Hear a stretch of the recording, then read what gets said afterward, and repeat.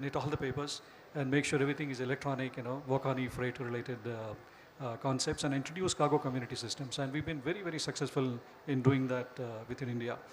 And make sure we develop cooperation within the stakeholders, shareholders, partners, and all the parties within the air cargo industry within India. And very importantly, develop the skill training and also deliver the skill training across industry using the members' infrastructure. I'm very happy to share with you, sir. So we have done about more than 1,000 sessions, and we actually trained about 7,000, 8,000 people across the country, free of charge, certification-related training on the air cargo over the last 10 years. So which is with the help of the members and their infrastructure, their trainers, and their training centers across the country. So this is something that received a tremendous amount of support and interest with the member community within ACFI. And we work with several ministries across the country.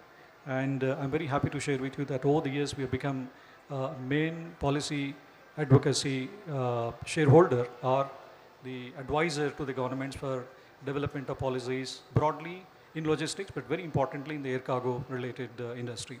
And we also work with TIACA as a world partner. So because we need to understand what is happening in the world. If there are best practices, processes, technology, innovation, we would like to bring that into India and help our members to adopt the best practices that happen globally. And we work closely with the trade and industry associations. Many of them are represented, they're present here as well. ACAI, ACHAI, FIATA, DACAI, APAO, DCBA, AMTOI, BAR, India Cargo. They're all present here. So we are more than happy to work with everybody that contributes to the growth. And here is it FICCI, CIA, PhD Chamber, and various state COCs as well.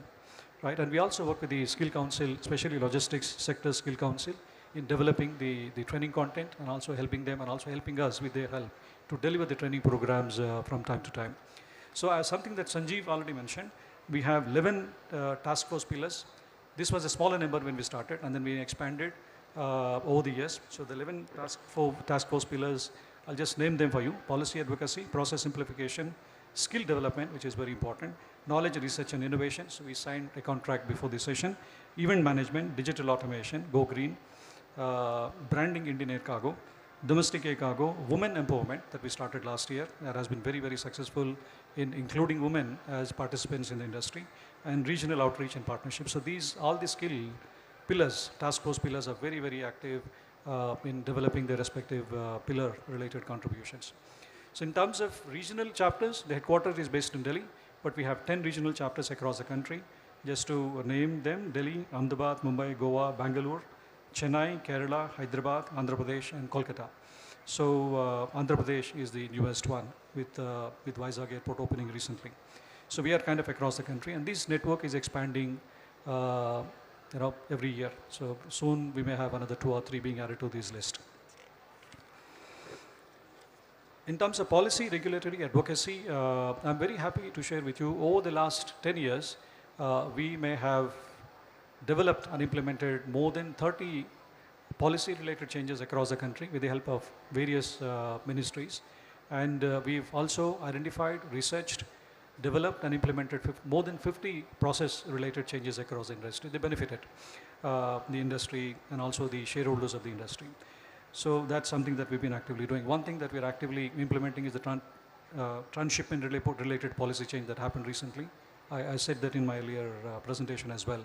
So that is going to change the landscape of the air cargo industry in the country, the way hubs function, the way airlines function in the country. So something that we're all looking forward to, complete implementation of that. So very importantly, just to set the tone for this session, yeah, correct. So now it's visible to you. So what we would like to do in this session is see how we can actually develop the bilateral trade corridor and how air cargo can help this trade to grow and flourish with the help of the air cargo as a mode of transportation. And what the vision that we have is to position India as a major global air cargo and also the trade corridor hub, right? So based on the manufacturing, developing multimodal gateway, connecting Asia, Europe, Gulf and Africa. So geographically, we are very advantageously positioned. So we would like to use the advantage and also work together to see how we can actually develop India as a cargo hub and how it can actually take part of the trade corridor across the globe, trade corridors across the globe.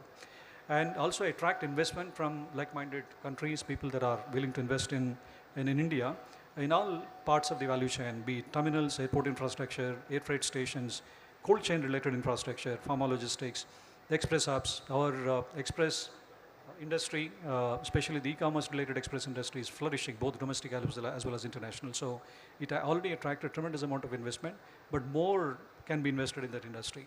The trucking is a big opportunity as the surface transportation is improving, and a lot of technology can come in. I see some technology companies, infrastructure development companies also participating. A lot of investment can be done in automation and the digital related technology investments. So very importantly, so we've heard Mr. Manoj saying in earlier session that we can actually produce a lot of perishables. We've heard Mr. Srinivas saying that pharma exports are already good, but we can actually develop more. So there are a lot of products that we develop, but very importantly, we need to be able to identify who the consumer for this product will be internationally, which is where we need your help. We would like you to come up and tell us how we can actually develop consumers, customers for these products that we can successfully produce, right? So we would like to work with the countries and their embassies and the trade partners to see how we can connect the growers, producers, shippers with the consumers and customers in different countries. So that is something that we would like to achieve. And also, wherever the investment happens, help the investors to remove the bottlenecks, help them in terms of policy advocacy, help them with infrastructure related development, so the investment gives them returns which they expect from India. So at the end of this session, we would like to identify if there are priority corridors, trade corridors that we can focus on, and see what kind of investment that can actually come into India on those trade lanes, and then develop a select list of initiatives, policy changes, government support that we need to ensure it all happens over the next couple of years' time. That's what we would like to achieve in this session. So I'm sure, like the previous session, this will be an interesting session as well. So I'm looking forward to listening to all key people that are here. Thank you.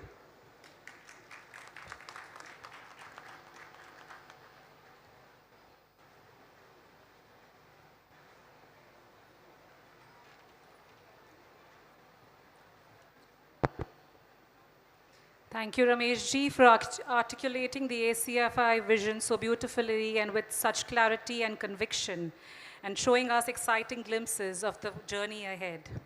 I reiterate, we at ACFI are one voice with you, and we will ensure that the drum beats echoes the right ears, the ripples reach the right shores, the beacon shines through the right corridors, and the clarion call will resonate with the right decision makers. I'm sure we are at it, and we believe that along with you, we will march ahead. On that note, I would like to invite His Excellency Isa Saleh Al Shibani, Ambassador of the Sultanate of Oman, to share his perspective. Your Excellency. A big, big round of applause for His Excellency, please.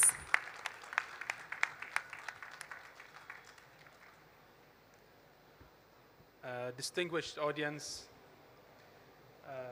it's a pleasure to be here among you today. I think maybe when we work in diplomacy with regards to air cargo, it's something that maybe we don't have so much knowledge about, but then we have recently seen how the disruption to supply chain and logistics has affected countries even beyond what sometimes war could do to countries.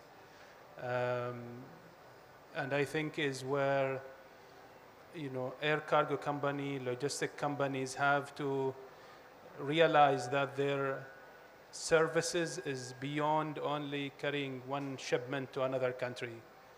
What they do is that they contribute to reducing inflation in countries. They contribute to business growth, especially with the most of MSMEs. And I think they are playing a very important role that people now has realized after the disruption that they have seen due to some of the geopolitics. And I quite like the idea of the air cargo corridor, and I think is where air cargo company has now the time to engage with governments, discuss policies, simplify some of the challenges in order for to support economies and to support basic human being. India and Oman are natural trade and logistic partners. Our bilateral trade has already exceeded 11 billion US dollars, and the Comprehensive Economic Partnership Agreement give us an opportunity to take this relationship to a much higher level. Although much of our traditional trade, particularly energy and bulk commodities, is transported by sea, air cargo will be essential for the next generation of our economic partnership. It is the preferred channel for high value and time sensitive goods such as pharmaceuticals, medical equipments, electronics, automobile components, fresh food, seafood, and express commerce shipments. India offers enormous production capacity and a rapidly expanding consumer market. Oman, meanwhile, offers strategic geographical access to the Gulf, East Africa, and wider Middle East. Muscat and Salalah should therefore be viewed not only as destination for Indian products, but also as potential distribution gateways to third markets. However, this potential will not be realized through agreements alone. We need sufficient and competitively priced cargo capacity, stronger direct connectivity between major Indian production centers and Oman, faster custom clearance, integrated digital documentations, and reliable cold chain facilities. We must also address the imbalance in cargo flows by developing more export opportunities from Oman to India. My view is that we should establish a dedicated air cargo working group involving airlines, airport, custom authorities, freight forwarders, and exporters. Its mandate should be practical, identify priority routes, commodities, and regulatory obstacles, and convert the benefits of CBA into an actual cargo movement. Air cargo may represent a smaller volume of trade, but it carries some of its highest value and perhaps its greatest future potential. Thank you.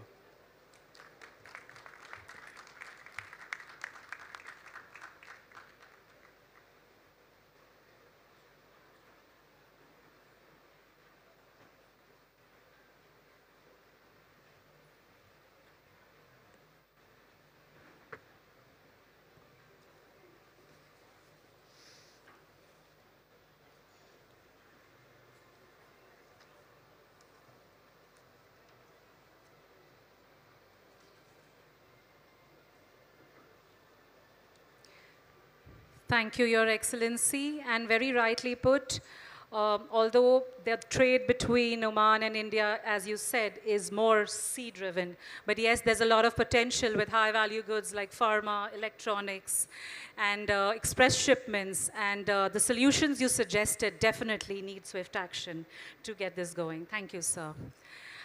I would now like to call upon Ms. Veronica Ban, First Secretary, Economic Singapore High Commission, on the podium to share her perspectives. Ma'am, can we have you on stage? Ms. Veronica Ban.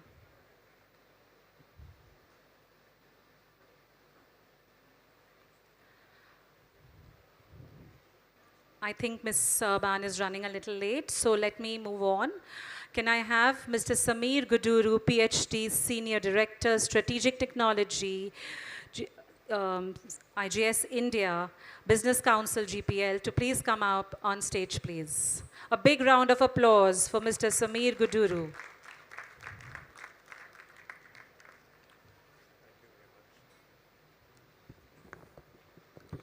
Good evening, ladies and gentlemen. I'm Sameer Guduru from the US-India Business Council.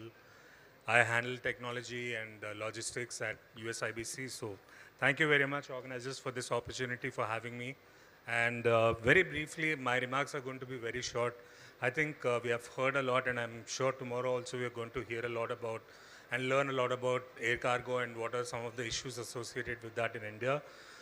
Purely from an industry body we also do policy advocacy just like ACFI, and we look forward to working together going forward as well. So very quickly on some of the fundamental issues that we face, especially in India as far as air cargo is concerned, is the need for high-speed CT and EDS machines. This is something that is absolutely necessary if you are looking at improving the speed at which logistics are delivered at our airports. And most of our, unfortunately, airports are not equipped with advanced equipment, which I think is going to be a fundamental sort of change that has to be brought in also at the policy level and also at the level of the implementation. Secondly, I think we require far more technology adoption. I think Mr. Mamdala just also remarked on this. This is something that is crucial as far as, making process efficiency brought in as far as the movement of cargo is concerned. The other, one of the critical issues that sort of has to be brought in as far as international air cargo is concerned is connectivity with tier 2 and tier 3. This is especially important because we have so much entrepreneurship that is sort of swelling up in most parts of the country. Rural parts and the smaller towns in India are unfortunately not really integrated well with the larger supply chains globally, and this will be a major step going forward if we are able to like bring in international cargo, air cargo particularly to smaller towns.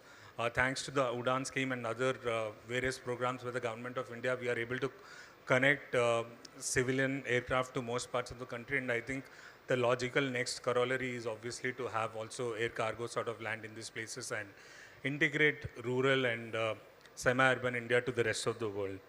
The other significant issue that I would like to highlight is, of course, the customs cost waivers, which I think will be a major positive step going forward, particularly for companies that are looking at companies like Amazon. Unfortunately, the burden eventually has to be borne by the customers. So I think if you are able to sort of rationalize this, that will be a major factor going forward. And more importantly, I think we also require more ground infra, cold storage facilities, so on and so forth, even at smaller airports to enable the facilitation of cargo and quicker transport, particularly of perishable goods.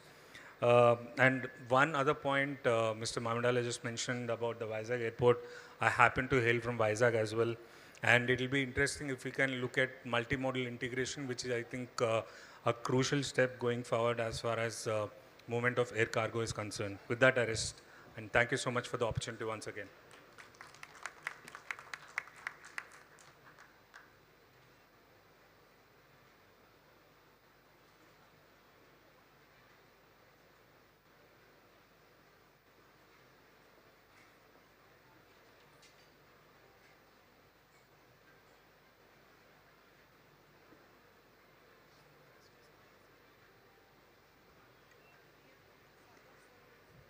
Thank you, Mr.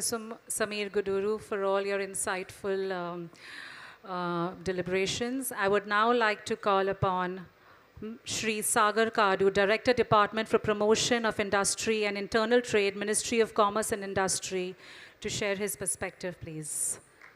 Mr. Sagar Kadu, a round of applause for him.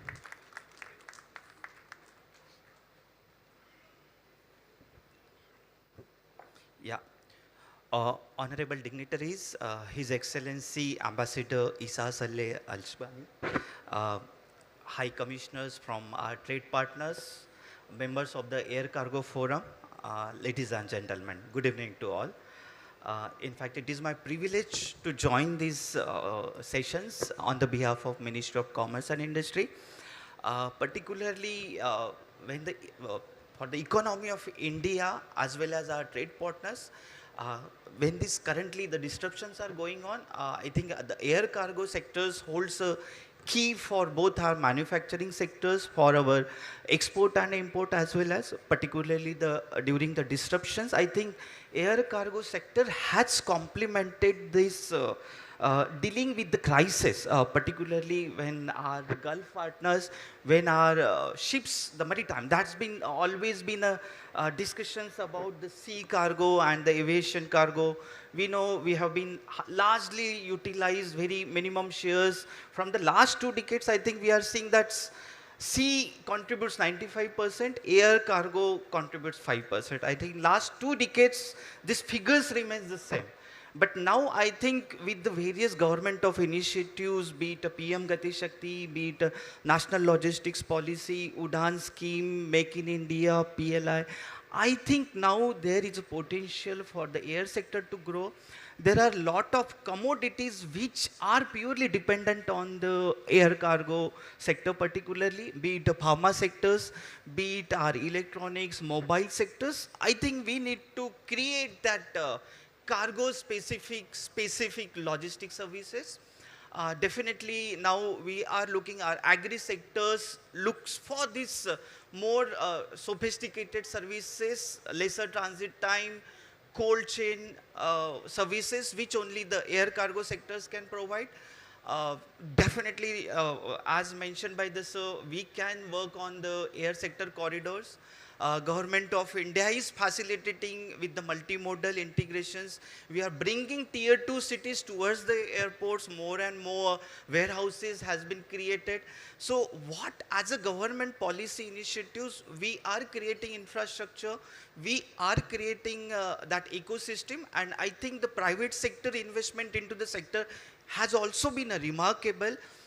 We are seeing the technology upgradation, we are seeing that a world-class efficiency which is coming into air sector growth, and that is what I think is needed forward for particularly cargo. There are a lot of commodities are dependent on this, and when we talk about the overall export import with our trade partners, I think we need to strengthen our air cargo ecosystem. I think these initiatives of the ACFI is very important to bring all the stakeholders towards these discussions, and on the behalf of Ministry, I think we are there to support for be it a digitization, be or the policy initiatives or any process improvements. When we are talking about developing trees, I think we need to work together. We have our all trade partners. The good point is that again now both the governments are talking to each other. We are discussing regularly, be it our FTAs or understanding each other countries' demand. The governments are talking to each other. We are talking to trade to each other. I think together we can take this trade to the more future level, and that will be beneficial both for the global economy as well as export import for India. Thank you very much.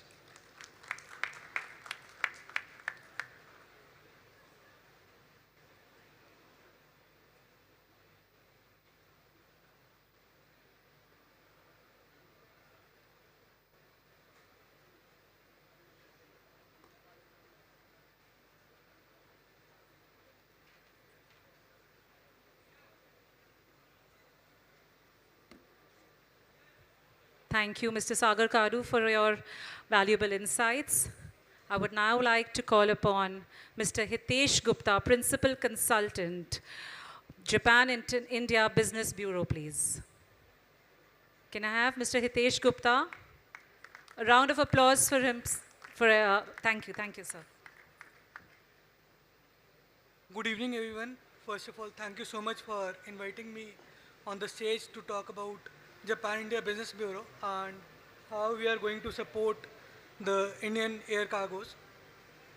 So, my name is Hitesh Gupta. I am working as a principal consultant with Japan India Business Bureau.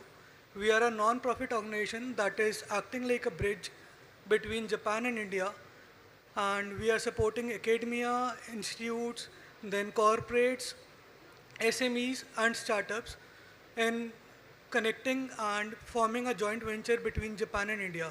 So as we know, right now, more than 2,000 companies from Japan are already in India, and approximately 85% of them are into joint venture with the Indian companies. So Japanese companies believe that success in India can only be because of Indian partner, not themselves.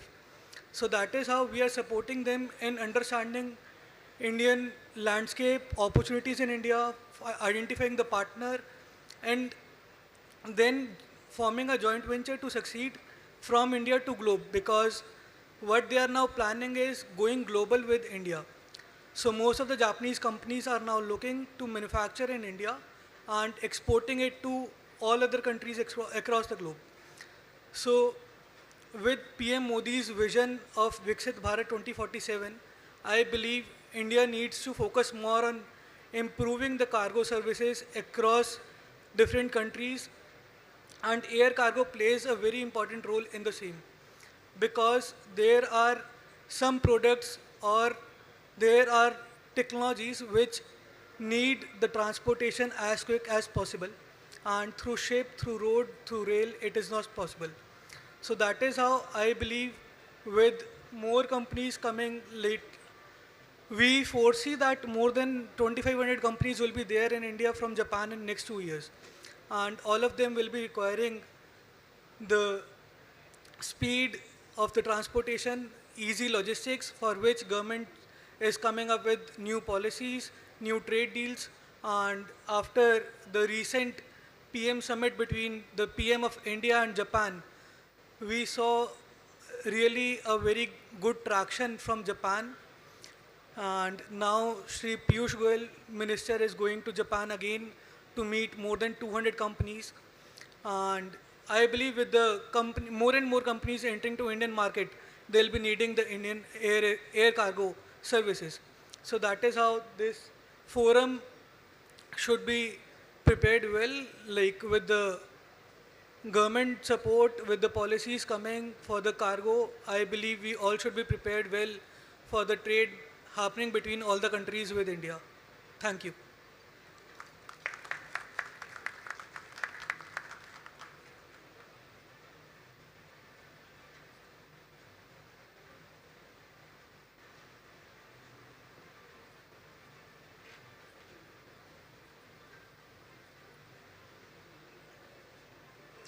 Thank you, Mr. Hitesh Gupta. Definitely, the Indo-Japan trade is gaining strong momentum and reflecting the deepening economic partnership between the two nations. Thank you, sir. Now I would call upon Mr. Manoj Singh to please felicitate His Excellency Isa Saleh Al-Shibani. Can I have Mr. Manoj Singh on the podium to felicitate His Excellency, please?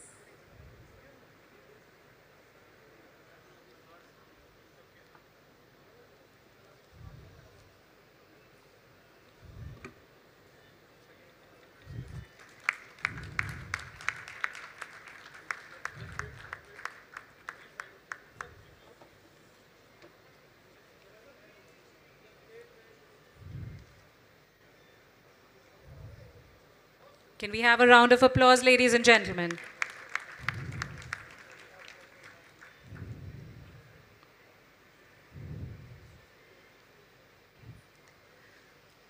May I now call upon Mr. Sameer Guduru for the felicitations, please. Mr. Manoj Singh, can you felicitate Mr. Sameer Guduru, please? A round of applause for Mr. Sandeep Guduru.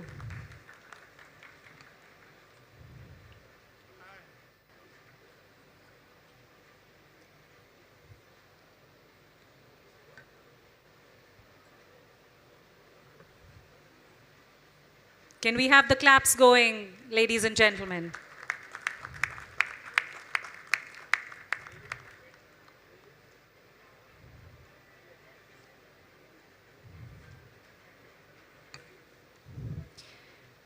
Can we now have Mr. Hitesh Gupta on stage, please?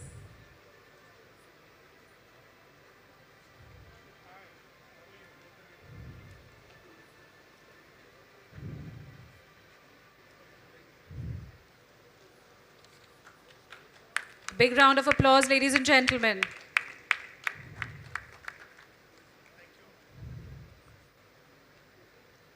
We are very pleased to have this distinguished gathering with us as we explore the global partnerships and trade pathways that can shape India's next chapter of growth. Thank you, ladies and gentlemen. Now, can we proceed with the next session, please? Thank you, His Excellency, and thank you, Mr. Manoj Singh, Sanjeev, Ramesh ji, and Mr. Kadu. Now, before Karan, एक-एक करके? किसको बुलाऊं, Sanjeev?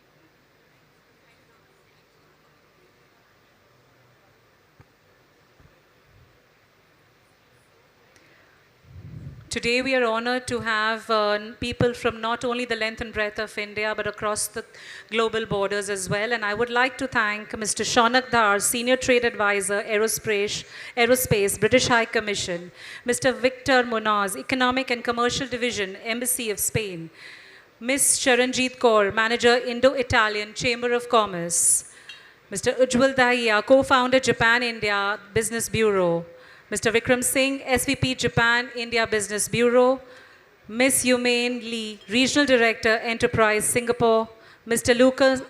Lucas Tan, the Senior Development Manager, Enterprise, Singapore, and Mr. Iftikhar Uddin Shamim, Commercial Counselor, Bangladesh Commission. Thank you, each one of you, to spend your precious time and come here and be with us in a powerful ACFI World Conclave 2026. Thank you so much, and a round of applause for all of you. Thank you.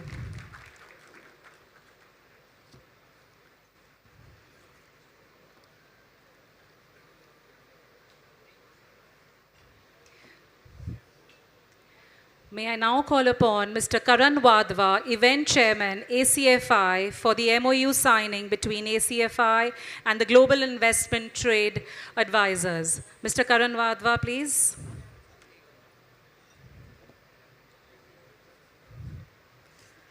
Gentlemen, he's the man behind the show. We need to give him a very big round of applause. It really calls for kudos to an event chairman. Thank you, Karan.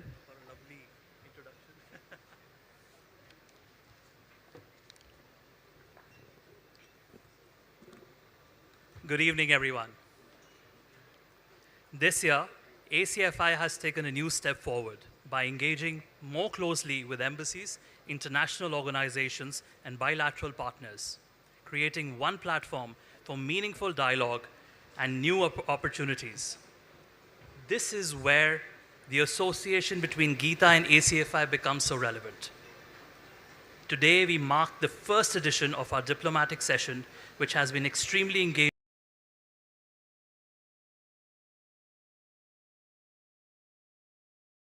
for bringing this together.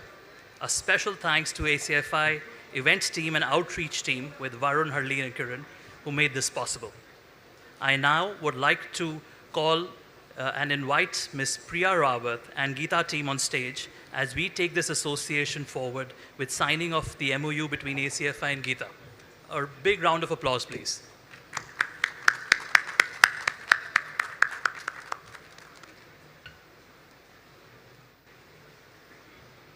Come.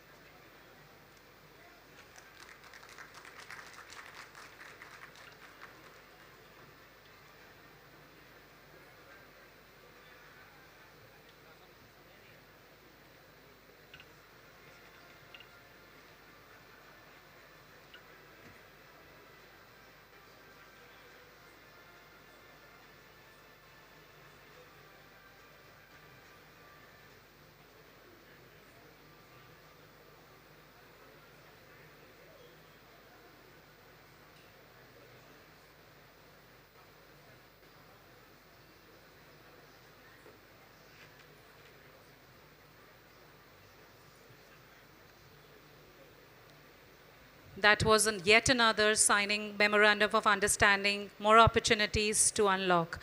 May I now request Ms. Priya Rawat, Global Investment and Trade Advisor, to please come up on stage and please share your perspectives, your insights. I think it will be very valuable for all of us to hear you. Thank you.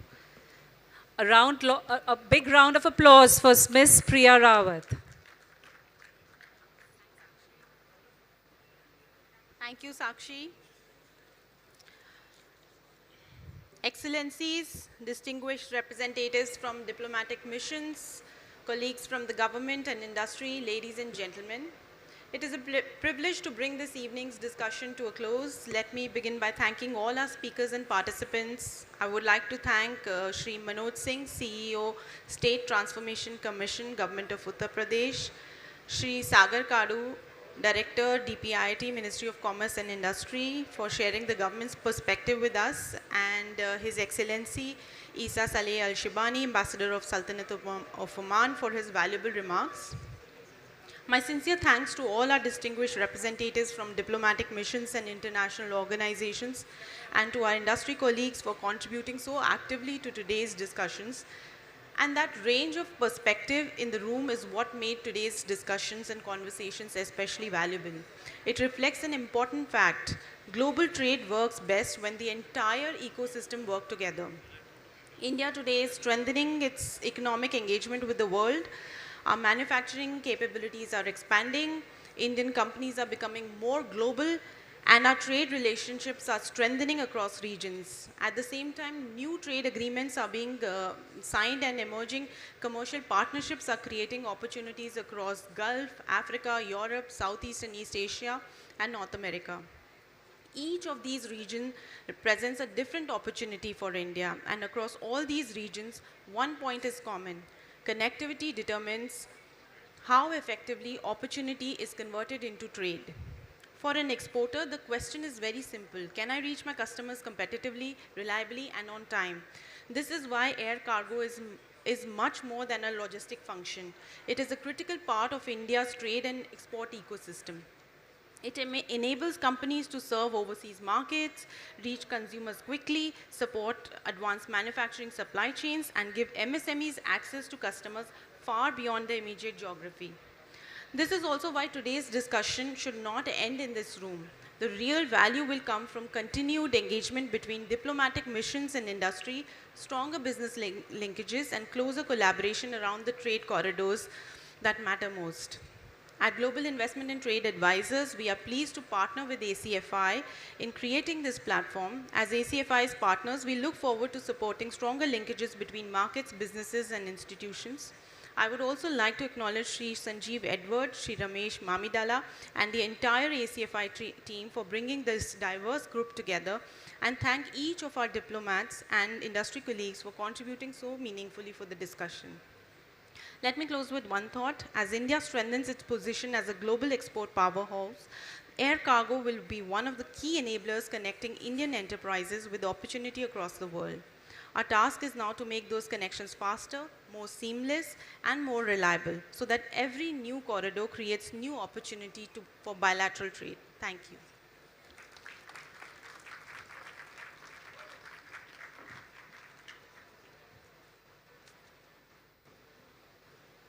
Thank you, Ms. Rawat, and we wish the collaboration a strong and purposeful journey ahead.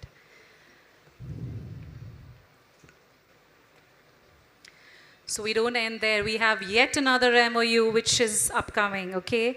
So may I request and move on to the next program segment between FedEx and Gati Shakti Vishwavidyalay, another opportunity to connect industry capability and the evolving needs of this trade. May I request Professor Dr. Manoj Chaudhary, GSV, and Mr. Surinder Chaudhary from FedEx to please come on stage for signing of the MOU. Gentlemen on stage, please, and a big, big round of applause, ladies and gentlemen.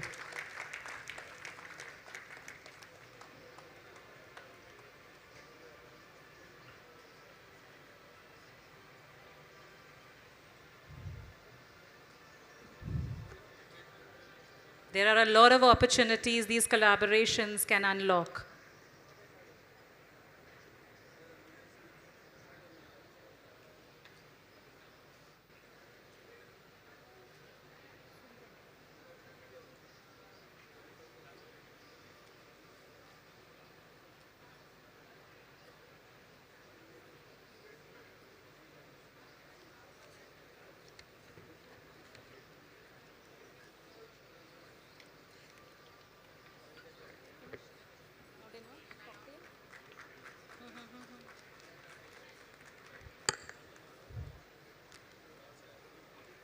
Ladies and gentlemen, a big, big round of applause, please.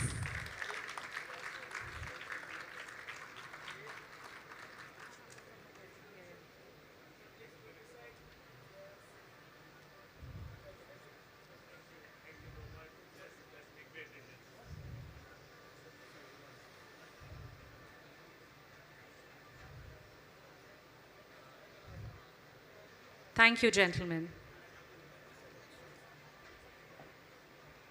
So now is the moment. The smiles will come back and we are waiting for. So ladies and gentlemen, as the formal proceedings of day one draw to a close, we now move from the conference hall to the dinner table. Conversations can continue, glasses can click, connections can deepen, and new ideas can find their new destinations. So please join us for dinner and drinks. And remember, this is just day one. This was just setting the tone for tomorrow, which is the big day.